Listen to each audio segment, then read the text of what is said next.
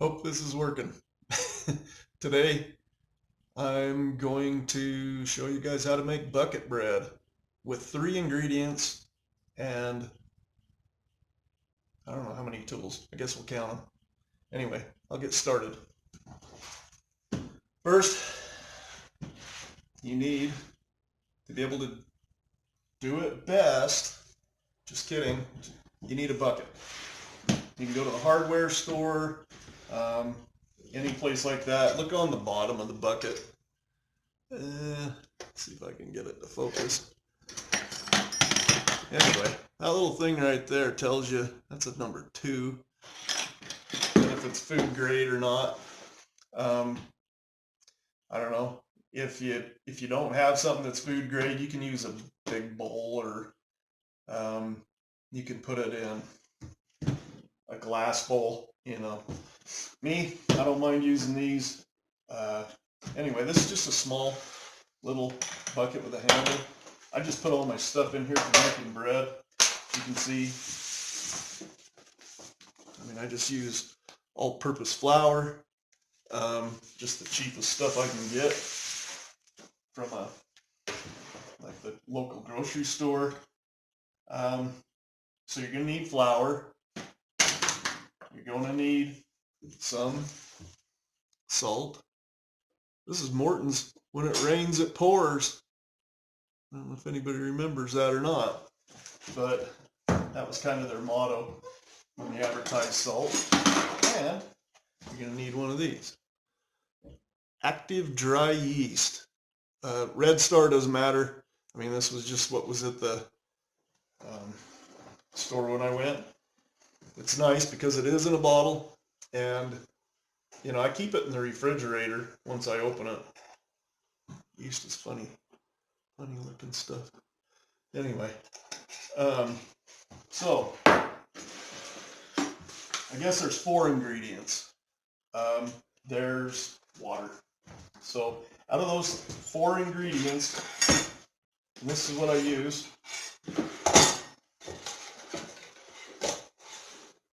Wooden spoon,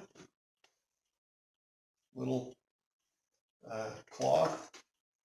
I've got just a regular teaspoon that I eat with. You could use a regular measuring teaspoon. This one here is more critical. This one here is a 1/4 teaspoon, real small. That's for the yeast.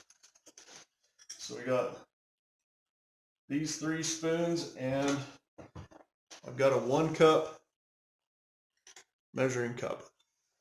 So I got that. Got 2 bread pans. These are non-stick, but I like to use parchment paper in there because I don't like the mess. So, and nothing else. It's just an empty bucket with a lid. The lid's important. So anyway, as you can see, all the stuff fits in here. I actually have another bucket that I put this bucket into a bigger bucket, and just to keep everything clean. You don't have to do that. Like I said, it was just cheap because the bucket was a couple of dollars. Anyway, so we got our bread pans, 1 cup measuring cup, wooden spoon. This one's really short. The handle's cut because I like to just be able to choke up on it. A 1/4 teaspoon, and then just a regular, this is just for like eating cereal or whatever out of my drawer, but it's a teaspoon, so it's close enough. Now, we got the yeast, we got some salt, and we got some flour. And this is what I do. You take the flour, all-purpose. You don't have to have bread baking flour for this. I've always used this. And this is something that I don't think it matters. I don't even know if you can use the bread flour. I don't think so, because I think it's self-rising. But anyway, so the way this works is you take your bucket. You need 3 cups of flour per loaf. So I'm going to double this batch. So I want 2 loaves of bread. So I'm going to do 6 cups of flour. And I don't get real crazy about sifting or doing anything. If that's what you guys prefer, go ahead. So there's 2, 3, 4, 5,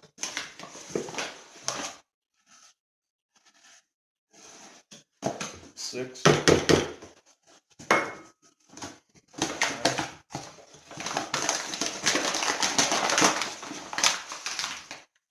There's that for the flour.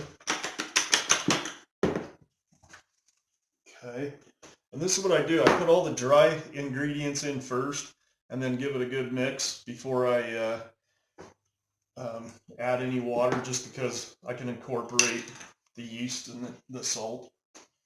So for every loaf of bread, I need a 1/4 teaspoon of yeast. So I just did a flat 1/4 teaspoon, and I shake it across it. I'm doing 2 loaves, so 2 of these of yeast. Dry active yeast is what I've been using. And then on this, I'm gonna have to get out the the Leatherman Wave, because that's the tool. And pop these little tops. Now you can just, I mean, any salt shaker or anything like that you can use. Okay, we're done with this. And let's see if I can get this up there. Let's see if I can make a bigger mess. So what I do, it's not like rocket science, but I do kind of a mounded thing. Salt. I'm just going to spray that around in there. So I do 2 of those. So you need 1 teaspoon per loaf. Me and my wife's made as many as, 8 loaves at a time. So that's, of course you're going to up your batch and your bucket's going to be pretty full. So what I do then is I mix all this together, try to get it, so there's not any spots that got a lot of salt or yeast in one spot. So I just kind of mix it around like this. Put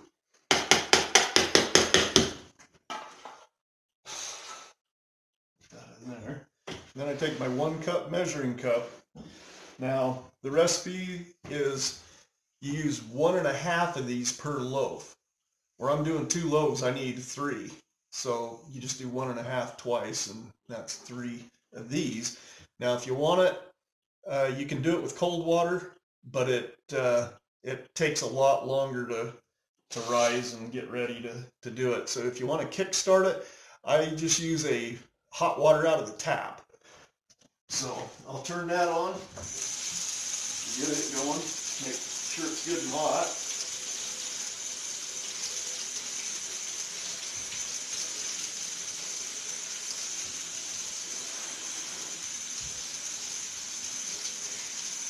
Sorry about that. There it goes.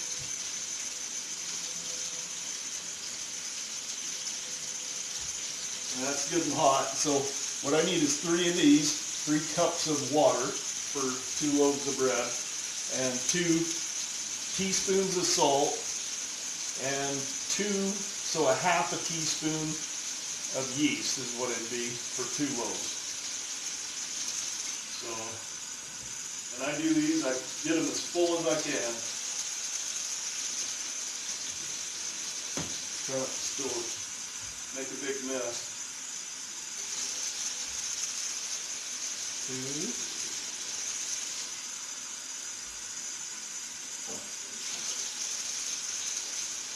3. Alright. So I got my 3 cups of water in there. But this is where this shines, where it's so short. I take the mix. And in these buckets, they kind of, you get some of your flour in the corner. So you have to kind of work it around to get it in the middle. Make sure you do a good job of stirring it up.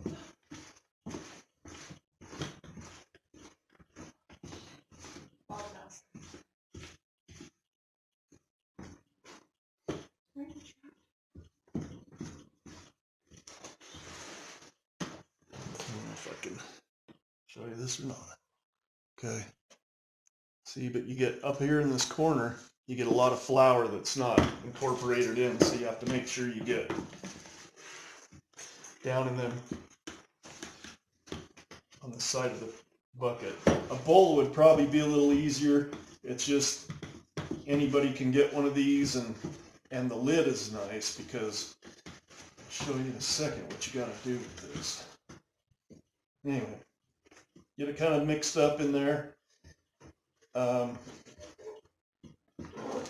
Make sure you get all the dry spots incorporated in with the other. And it's good and sticky. They actually call it a shaggy consistency.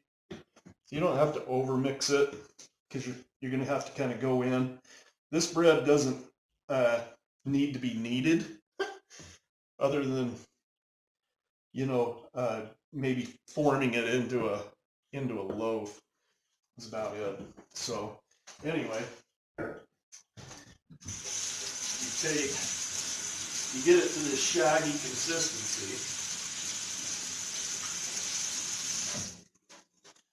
Is all I really do, because I've already kind of stirred everything up into the flour. So there's going to be, you know, some dry spots and stuff going on in there, but at least it won't be stuck in the corners. So at that point, this is where the magic happens. You put the lid on it, okay? Then, let's see. You just keep it in the bucket for 3 hours. So 3 hours from now, we'll take the lid off the bucket. We'll pull the dough out on the countertop. I just wash up the countertop and sprinkle it with flour so it doesn't stick. And then I cut it in half, and I kind of form it into a loaf. I'll show you in a sec. And we put some parchment paper in these little loaf pans because I'm lazy and I don't like to clean them as often. So I put the parchment paper in, and we put the loaf in, and then we let it sit. And that's where this towel comes in handy. We kind of cover the loaf pans with the towel and we let it rise. I think it's another hour and a half. Yep, hour and a half. And then it's ready to go into the oven. So anyway, I'm going to let this go for 3 hours and come back and show you the rest. This plastic Santa was my very first memory. I still have it. Pretty cool around Christmas to see that. Well, we're back. 3 hours. The bread is in its bucket. And it's risen. So what we do, we take some flour. I cleaned the counter, by the way. Put down some flour.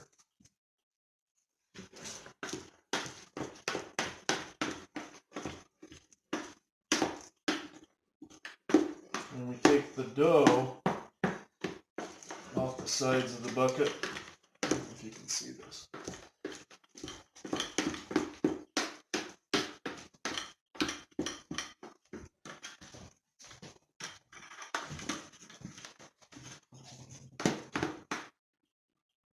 Kind of bring it out on the counter. This is, by the way, very sticky.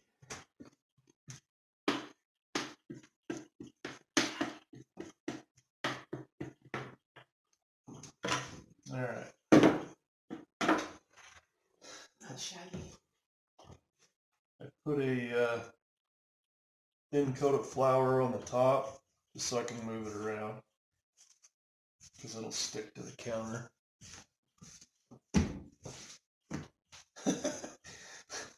Make a big dusty mess. Okay, so let's see. Having a hard time. See if I can get you in there. There we go. And I just take like a knife or cleaver.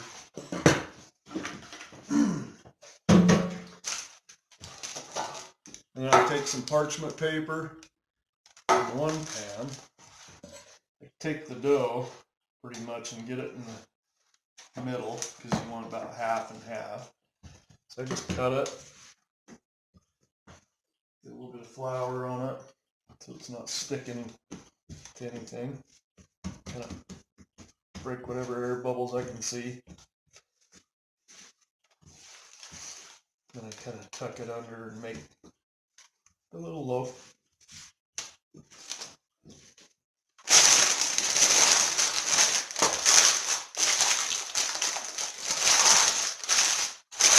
Put it in the pan. Now this has got to rise, so it has to be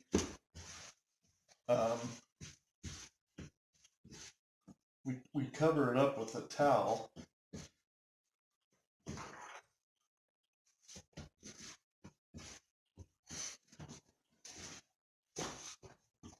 And just put it in the bread pan like that. So we got two loaves of bread, one in parchment paper. I'm going to show you the difference between them. Now these are non-stick pans. They don't supposed to stick, but you know, that's what they say. But so what we do here is we take the 2 loaves of bread. You have to let them rise again because you kind of break it down a little bit when you take it out of the bucket. But so we just cover them with a towel and just keep them like that. Another hour and a half. We'll see you then. Okay, so they rose for another hour and a half. I'm preheating the oven now. 450 degrees for 30 minutes. Sometimes I come and look at it a couple minutes early, so set it for about 28 minutes and see if they're done enough. And once this is preheated, I'll bake them for half an hour, 450 degrees. See you then. Okay, baked them for 28 minutes at 450. So I pulled them out just in time. I think they would have got a little bit overdone. It's about perfect right now, I think, but my wife took a butter brush to it and gave them a little coat of butter on top. I'm going to let them cool off a little bit, then we'll pull them out, slice them up. This bread is so good. It's the best bread I've ever had. And for, you know, the 4 ingredients, it's pretty amazing. So I think most people should know how to do this, so they don't run into an issue like we have already a couple times this year where you couldn't find bread. You know, it is 2020. But anyway, yeah, just 4 ingredients and learn how to make your own. No preservatives or anything in it. And it's the best bread you've ever had.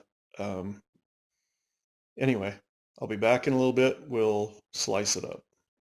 Okay, we've got it cooled off enough that we feel like we can cut it. We're going to pull them out of the tins and cut some and put some butter and jam on it. Oh.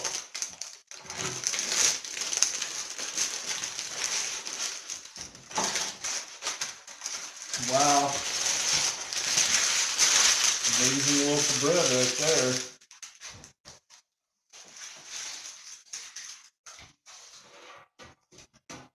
And another amazing loaf of bread there. So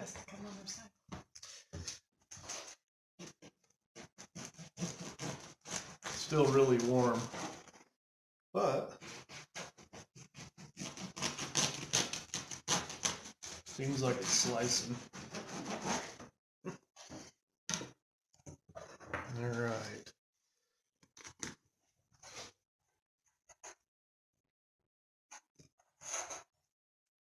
You guys hungry?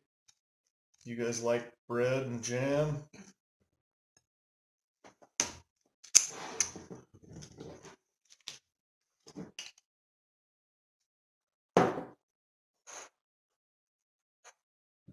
Warm bread and butter and jam.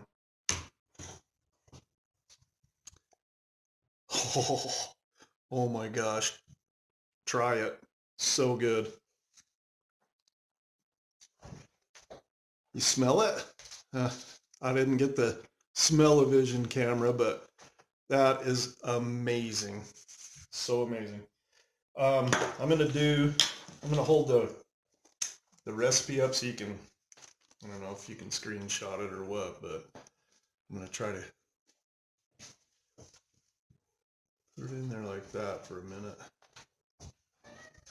And then I'll scoot it over here because I don't know what side the pause button will be on if you screenshot. But anyway, you're going to want to try this. I think everybody should probably learn how to do this. If for nothing else, it's the best treat. I don't know. It's so much better than a donut, and it makes amazing toast. So give it a shot. I'll do some more cooking things. And I've got some other stuff in store for you too. Anyway, thanks for watching, and we'll see you.